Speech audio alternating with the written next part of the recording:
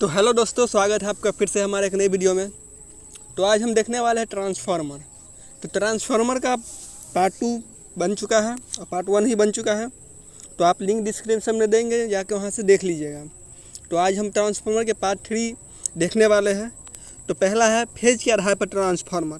तो फेज के आधार पर ट्रांसफार्मर को 2 भागों में बांटा गया है, सिंगल फेज और ट्रिपल फेज। तो फेज के आधार पर ट्रांसफार्मर कितने भागों में बांटा गया है? सिंगल फेज और ट्रिपल फेज।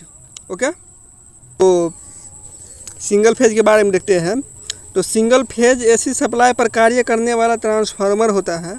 यह ट्रांसफार्मर सिंगल फेज वोल्टेज के को कम या ज़्यादा करता है, उसे सिंगल फेज ट्रांसफार्मर कहते हैं। देखिए, सिंगल फेज ट्रांसफार्मर कहने का मतलब है कि इसमें सिर्फ सिंगल वेव ही दिया जाएगा, जो सिंगल वेव ही दिया जाएगा, जिसे वो रेक्टिफायर करके या तो वोल्टेज को बढ़ा सकता है या फिर वोल्टेज को घटा सकता है। इसी द्वारा सिंगल फेज में सिंगल फेज ही ट्रांसफार्मर का मतलब उपयोग करते हैं, सिंगल वेव का ही उपयोग करते हैं। इसके बाद है, इसमें 2 वाइंडिंग होती है। सिंगल फेज में 2 वाइंडिंग होती है, प्राथमिक वाइंडिंग और द्वितीय वाइंडिंग। प्राथमिक वाइंडिंग में सिंगल फेज विद्युतीय सप्लाई दी जाती है और द्वितीय वाइंडिंग से विद्युतीय सप्लाई के लिए सप्लाई आउटपुट लिए जाते हैं। तो कहने का मतलब है, जो सिंगल फेज है तो उसमें कितने वाइंडिंग की होगी? 2 वाइंडिंग की होगी। प्राथमिक वाइंडिंग से हम इनपुट देंगे और सेकेंडरी वाइंडिंग से आउटपुट लेंगे। ओके, इसके बाद है, सिंगल फेज पावर सप्लाई की एक डिस्टिंक्ट वेव साइकिल होती है। तो कहने का मतलब, जो सिंगल फेज पावर सप्लाई है ना, तो डिस्टिंक्ट वेव यहाँ पे जो है उसे हम साइन वेव कहते हैं। तो साइन वेव का जो टेक्निकल नेम है उसको हम डिस्टिंक्ट वेव कहते हैं। तो साइन वेव को ही क्या कहा जाता है? Distinct wave. तो सिंगल फेज पावर सप्लाई की क्या है? एक साइन वेव साइकिल होती है। इसके बाद है, सिंगल फेज में सिंगल वायर को सर्किट के साथ कनेक्ट किया जाता है। तो जो सिंगल फेज है तो उसमें सिंगल फेज में सिंगल वायर की ही आवश्यकता होगी। तो सिंगल फेज में सिंगल ही वायर का यूज भी होगा। इसीलिए कह रहा है कि सिंगल फेज में सिंगल वायर को सर्किट के साथ जोड़ा जाता है। आगे है, इस सिंगल फेज का वोल्टेज 230 वोल्ट होता है। तो जो सिंगल फेज होता है उसका तो वोल्टेज रेटिंग 230 ही वोल्ट होता है। या तो 230 वोल्ट वोल्टेज को आप स्टेप अप कीजिए या फिर 230 वोल्टेज को स्टेप डाउन कीजिए। ओके, तो यहाँ पे आपको 2 पैराग्राफ भी जो आपको जो 2 डायग्राम भी दिया गया है। एक साइन फेज का दिया गया है, साइन फेज का। इसके बाद एंगल सब दर्शाया गया है। जैसे कि यहाँ पे देखिए 90 डिग्री एंगल बन रहा है, साइकिल का 180 डिग्री बन रहा है। और जब एक साइकिल पूर्ण कर लेते हैं तो 360 डिग्री बन जाता है, एंगल बन जाता है। ओके, तो आइए अब नेक्स्ट पॉइंट देखते हैं।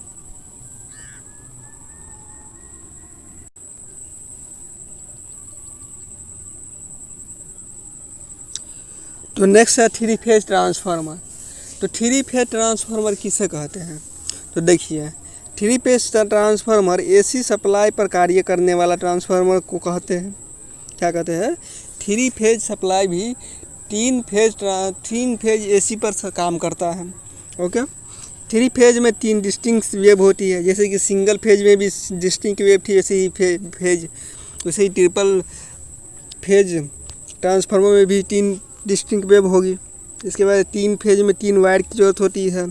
3 फेज की वोल्टेज रेट की 415 वोल्ट होती है। इसमें 3 प्राथमिक और 3 द्वितीयक वाइंडिंग लगी होती है। ओके, तो जो आप देखे होंगे अपने चौक चौराहा पर, वहाँ पे जो ट्रांसफार्मर लगा होता है उसमें 3 फेज होता है। उसमें देखिएगा आप 3 बुशिंग इनपुट के होंगे और 3 बुशिंग आउटपुट होंगे। तो वहाँ पे कैसा वेव उपयोग किया जाता है? वहाँ पर जो उपयोग किया जाता है वो जो हमारे गांव में आता है वो 3 फेज आते हैं। क्योंकि अगर एक फेज उड़ भी जाता है, एक फेज ख़राब हो जाता है, तो 2 फेज से काम चलाया जा सकता है। इसी द्वारा वहाँ पे 3 फेज का उपयोग किया जाता है। और जहाँ पे 3 फेज का मोटर लगा होता है वहाँ पे भी 3 फेज की आवश्यकता होती है हमें। तो गांव घर में जहाँ पे आप मोटर लगा हुआ है, आटा चक्की का मोटर लगा हुआ है, वहाँ पे भी आपको जो मोटर लगा रहेगा 3 फेज का लगा रहेगा। तो आई होप कि उसको भी तो 3 फेज चाहिए। इसीलिए गांव घर या जितना शहर वहर सभी जगह 3 ही फेज दिया जाता है जनरली। क्योंकि वहाँ पे मोटर चलाता है तो मोटर को तो 415 वोल्ट की आवश्यकता होती है, इसलिए उसको 3 फेज दिया जाता है। आइए नेक्स्ट पॉइंट देखते हैं कि यह सेल कोर या टाइप दोनों प्रकार के हो सकते हैं। तो जो आप थ्री फेज ट्रांसफार्मर है वो सेल टाइप का भी हो सकता है, कोर टाइप का भी हो सकता है, जिससे इससे जो वो आप वोल्टेज लीजिएगा वो 66 kV वोल्ट ले सकते हैं, 110 वोल्ट ले सकते हैं, 132 वोल्ट ले सकते हैं, 220 ले सकते हैं, 440 किलो वोल्ट एम्पियर ले सकते हैं। इन सबको क्या कर सकते हैं, जो स्टेप अप करके आप क्या कर सकते हो, उसका उपयोग कर सकते हैं, ट्रांसमिट कर सकते हैं। इसके बाद है डिस्ट्रीब्यूशन प्रणाली में ट्रांसफार्मर होते हैं, वे थ्री फेज ट्रांसफार्मर होते हैं। ओके, तो जो थ्री फेज ट्रांसफार्मर का उपयोग हम अभी बता दिए कि जहाँ पे थ्री फेज मोटर आवश्यकता होती है। अब गांव घर में भी जहाँ पे चक्की आटा लगा होता है या हैवी कोई इंडस्ट्रियल एरिया है तो वहाँ तो थ्री फेज उनको देना अनिवार्य है। तो थ्री फेज जनरली सभी गांव में सभी जगह मिल जाता है, क्योंकि आटा चक्की चलाने के लिए हमको थ्री फेज की आवश्यकता होती है। ओके, तो आई होप इसके बाद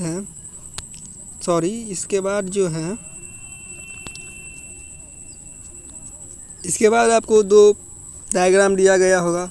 एक डायग्राम में तीन फेज दी है, सिंगल फेज 1, फेज 2, फेज 3।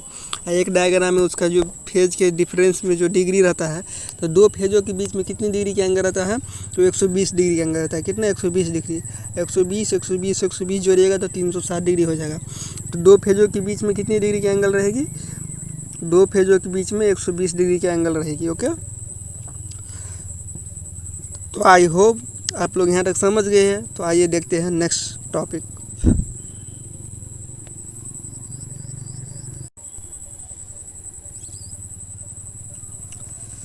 तो नेक्स्ट है सिंगल फेज ट्रांसफार्मर का डायग्राम। तो आप देख सकते हैं कि पोल पे एक डब्बा टाइप का रहेगा और सिंगल फेज ट्रांसफार्मर का उदाहरण है। सिंगल फेज आपका लंबा भी होता है, या फिर सिंगल फेज ट्रांसफार्मर जो हमारे इलेक्ट्रॉनिक्स में और इलेक्ट्रिकल जहाँ पे छोटी मोटी डिवाइस रहती है वहाँ पे सिंगल फेज ट्रांसफार्मर का उपयोग किया जाता है। ओके,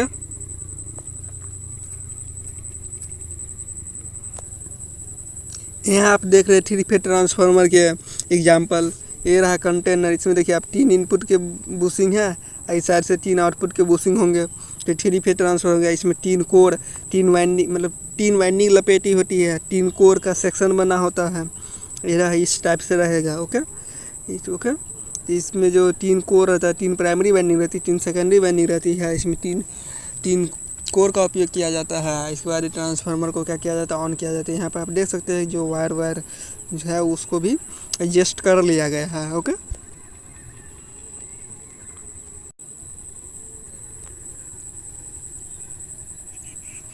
तो यहाँ पर आप देख रहे होंगे ट्रांसफार्मर मैन्युफैक्चर अक्सर एक मल्टीप्लेट फिक्स किए हुए ट्रांसफार्मर के ऊपर, जिसके ऊपर आउटपुट वोल्टेज मैग्नेटाइज होते हैं। देखिए, कहने का मतलब है कोई भी ट्रांसफार्मर है तो उस पर एक प्लेट लगा दिया जाता है उस ट्रांसफार्मर के बारे में कि ट्रांसफार्मर कितना वोल्ट का है, कितना केवी है, कितना लोड सहेगा, कितना इनपुट दिया जाए, कितना आउटपुट देगा, ये सब वहाँ पे नेम प्लेट पर रहता है। कितनी रेटिंग की है, ये सब लिखे रहते हैं सिंगल फेज और ट्रिपल फेज सभी ट्रांसफार्मर के ऊपर। तो पहला देखिए रेटेड आउटपुट रहेगा, रेटेड वोल्टेज रहेगा, फ्रीक्वेंसी रहेगा। ओके, इसके बाद है यहाँ पर रेटेड वोल्टेज 230 वोल्ट का मतलब यही है कि ट्रांसफार्मर स्टेप वोल्टेज के करीब 220 वोल्ट से 33,000 तक ले सकते हैं, लेकर 220 तक कांस्टेंट फ्रीक्वेंसी 50 हर्ट्ज की है।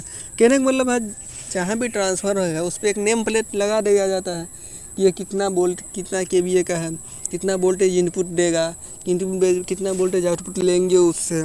ओके, इसके बाद सिंगल फेज एम्पियर्स की कुछ फार्मूला। तो देखिए सिंगल फेज एम्पियर है, उसमें जो फार्मूला है केवीए 1000 बाय वोल्टेज। इसके बाद थ्री फेज एम्पियर्स की जो फार्मूला है वो है केवीए 1000 वोल्टेज इंटू 1.37। ओके, इसके बाद सिंगल फेज केवीए का formula voltage into ampere by 1000। इसके बाद थ्री फेज केवीए का किलो वोल्ट एम्पियर का formula voltage into ampere into 1.73/1000।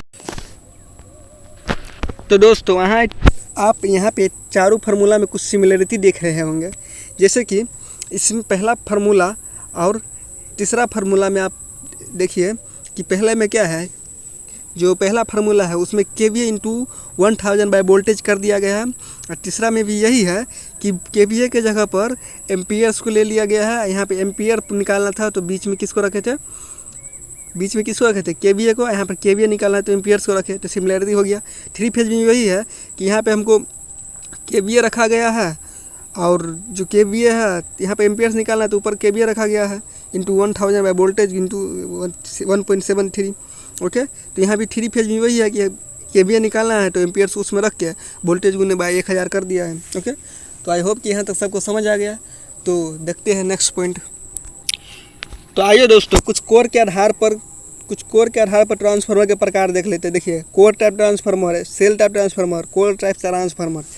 तो ट्रांसफार्मर को 2 प्रकार से बनाया जाता है, एक सेल टाइप ट्रांसफार्मर और कोर टाइप ट्रांसफार्मर। ओके, तो आइए दोस्तों, कोर के प्रकार के साथ ट्रांसफार्मर में कोर टाइप और सेल टाइप ट्रांसफार्मर में अंतर देखते हैं। कोर के आधार पर सेल टाइप और कोर टाइप ट्रांसफार्मर में अंतर देखे हैं। तो जो कोर प्रकार के ट्रांसफार्मर का क्रॉस सेक्शनल क्षेत्र होता है वो सेल प्रकार के क्रॉस सेक्शनल क्षेत्र का क्या होता है। देखिए, जो कोर प्रकार के ट्रांसफार्मर का क्रॉस सेक्शनल क्षेत्र आयताकार होता है, जबकि सेल प्रकार का जो क्रॉस सेक्शनल क्षेत्र होता है वो क्या होता है, चौकोर होता है। क्या होता है, चौकोर होता है। ओके, जो सेल टाइप का रहता है उसका जो क्षेत्र होता है वो क्या होता है, चौकोर होता है। इसके बाद कोर प्रकार के ट्रांसफार्मर को सेल प्रकार के ट्रांसफार्मर की तुलना में अधिक तांबे कंडक्टर की आवश्यकता होती है। तो जो कोर प्रकार के ट्रांसफार्मर है वो सेल प्रकार के ट्रांसफार्मर से क्या होता है, अधिक उसको कंडक्टर या फिर जो तांबे की कंडक्टर लगाते हैं वाइंडिंग के रूप में, उसकी अधिक आवश्यकता होती है। जबकि कोर प्रकार के ट्रांसफार्मर में घुमावदार को अलग अलग अंगों पर रखा जाता है। कहने का मतलब है जो कोर प्रकार का ट्रांसफार्मर है उसमें जो वाइंडिंग है अलग अलग अंगों पर रखा जाता है। इसके बाद कोर प्रकार के ट्रांसफार्मर को बेलनाकार या कोर वाइंडिंग भी कहा जाता है। तो कोर प्रकार के ट्रांसफार्मर को बेलनाकार या कोर वाइंडिंग भी कहा जाता है क्योंकि इनमें वाइंडिंग को गाढ़ा कोयल के रूप में व्यवस्थित किया जाता है। तो कोर प्रकार के ट्रांसफार्मर को बेलनाकार या कोर वाइंडिंग भी कहा जाता है। इसके बाद है सेल टाइप ट्रांसफार्मर में कम वोल्टेज घुमावदार और उच्च वोल्टेज घुमावदार को सैंडविच के रूप में डाला जाता है। क्या कह रहा है कि जो आपका सेल टाइप ट्रांसफार्मर में घुमावदार को क्या कहा जाता है, सैंडविच के रूप में डाला जाता है। इसी बार सेल टाइप को हम सैंडविच प्रकार का कह सकते हैं। ओके, इसके बाद है सेल टाइप ट्रांसफार्मर में 2 अंग होते हैं, जबकि सेल टाइप ट्रांसफार्मर में 3 अंग होते हैं। जो कोर टाइप का ट्रांसफार्मर होता है उसमें 2 अंग होता है, जबकि सेल टाइप में 3 अंग होते हैं। तो आइए दोस्तों, नेक्स्ट देखते हैं सेल प्रकार के ट्रांसफार्मर और कोर टाइप के ट्रांसफार्मर में अंतर। तो सेल प्रकार के ट्रांसफार्मर की तुलना में कोर प्रकार के ट्रांसफार्मर की यांत्रिक शक्ति कम होती है। जो सेल प्रकार की ट्रांसफार्मर होती है उसकी तुलना में जो कोर प्रकार की ट्रांसफार्मर होती है उसकी क्या होती है, जो पावर होती है वो कम होती है। जो मैकेनिकल पावर होती है यानी हीटिंग सहने की क्षमता कम होती है। ओके, क्योंकि सेल प्रकार ट्रांसफार्मर में ब्रेकिंग होती है। कहने का मतलब है सेल प्रकार ट्रांसफार्मर को क्या कहा जाता है, उसमें 3 अंग होते हैं, इस वजह उसकी क्या होती है, मैकेनिकल क्षमता कम होती है। ओके, कोर प्रकार का ट्रांसफार्मर होता है उसमें जो मेन डिसएडवांटेज होता है लीकेज। क्या होता है, लीकेज फ्लक्स। इस अरेंजमेंट में leakage flux shell type transformer की तुलना में अधिक होती है। जो कोर प्रकार के ट्रांसफार्मर है उसमें क्या होती है, फ्लक्स का लीकेज अधिक होता है सेल प्रकार के ट्रांसफार्मर की तुलना में। ओके, उसके बाद है कोर प्रकार के ट्रांसफार्मर में लेमिनेशन को एल के रूप में काटा जाता है, जबकि सेल प्रकार के ट्रांसफार्मर में ई या एल शेप में, ई और एल दोनों शेप में काटा जाता है। जो आपका क्या कहते हैं कि कोर टाइप ट्रांसफार्मर में जो लेमिनेशन को काटा जाता है वो एल के रूप में काटा जाता है, जबकि सेल में ई और एल दोनों प्रकार के रूप में काटा जाता है। ओके, नेक्स्ट है कोर प्रकार ट्रांसफार्मर में कोर वाइंडिंग को घेरता है, जबकि सेल में वाइंडिंग ट्रांसफार्मर के कोर को घेरता है। कहने का मतलब है जो कोर प्रकार का ट्रांसफार्मर होता है उसमें कोर वाइंडिंग को क्या करता है, चारों तरफ से घेर लेता है, जबकि सेल प्रकार के ट्रांसफार्मर में जबकि सेल प्रकार के ट्रांसफार्मर में वाइंडिंग ट्रांसफार्मर को घेरता है। इसके बाद है कोर प्रकार के ट्रांसफार्मर में चुंबकीय सर्किट 2 होते हैं, जबकि सेल में एक चुंबकीय सर्किट होता है। जो कोर प्रकार के ट्रांसफार्मर में चुंबकीय सर्किट कितने होते हैं? 2 होते हैं, जबकि सेल प्रकार के ट्रांसफार्मर में केवल एक ही सर्किट होते हैं। इसके बाद कोर प्रकार के ट्रांसफार्मर में नुकसान सेल प्रकार की तुलना में अधिक होती है। तो देखिए, जो कोर प्रकार ट्रांसफार्मर उसमें नुकसान क्या होता है? सेल प्रकार की तुलना में अधिक होती है। इसीलिए कोर प्रकार ट्रांसफार्मर में 2 चुंबकीय सर्किट होते हैं। आई होप कि यहाँ तक आप सबको क्लियर हो गया होगा। तो आइए देखते हैं नेक्स्ट टॉपिक।